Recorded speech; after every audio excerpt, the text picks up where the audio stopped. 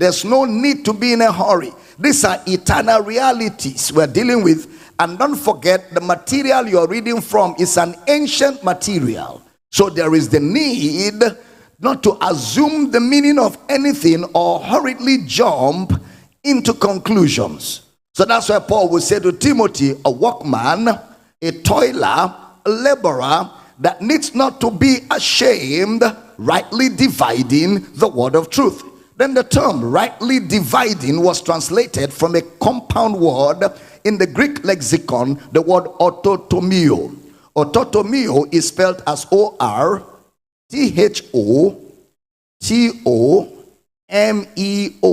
autotomio, which was gotten from two words. The word temno, T-E-M-N-O, and the word autos. Temno and autos, O-R-T-H-O-S, autos. Temno means to cut, while autos means straight. Temno means to cut, while autos means straight. The writer of the book of Hebrews taught with the word autos in his epistle.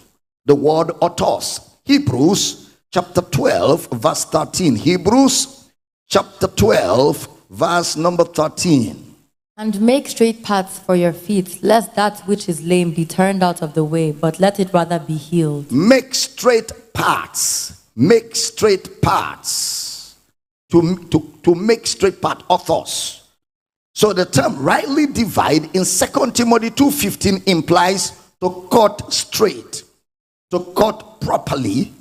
It is to show carefulness or properness.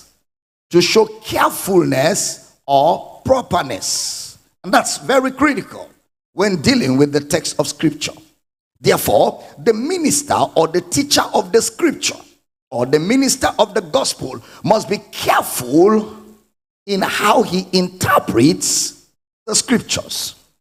This is because Bible study, interpreting text of scriptures, and consequently Bible teaching demands hard work.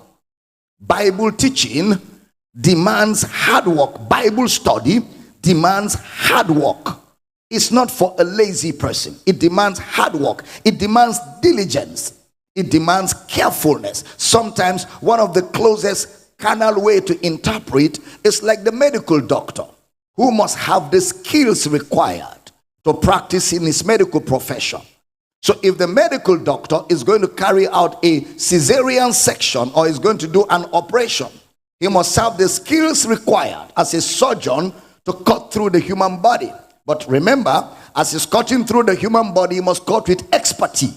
And his job is to look for the diseased part of the body and skillfully cut the diseased part without injuring the good part, and without leaving a part of the diseased part along with the good part, and without forgetting the scissors right inside the body to sew it back. He must have the carefulness, the properness, the skills to cut through the human body. Now that expertise is what the Bible teacher is required to have. It's like the miner who goes to mine precious stones. There's an expertise that the miners have that enables them to cut through the precious stones like nobody else can.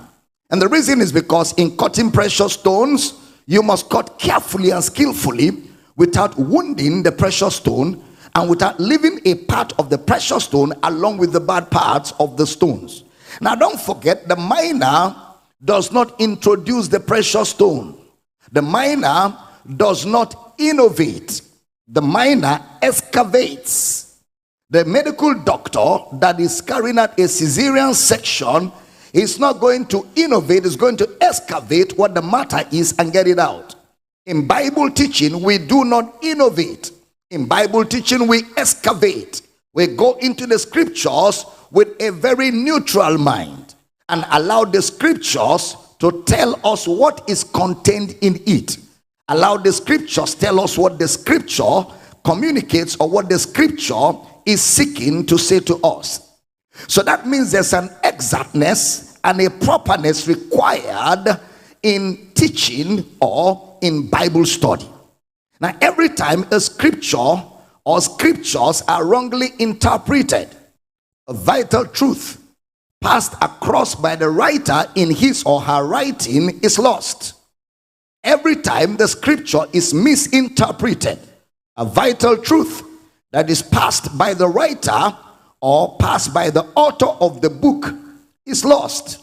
So therefore, we have always said a text of scripture can never mean today what it never meant when it was written by the author. A text of scripture can never mean today what it never meant when it was written by the author.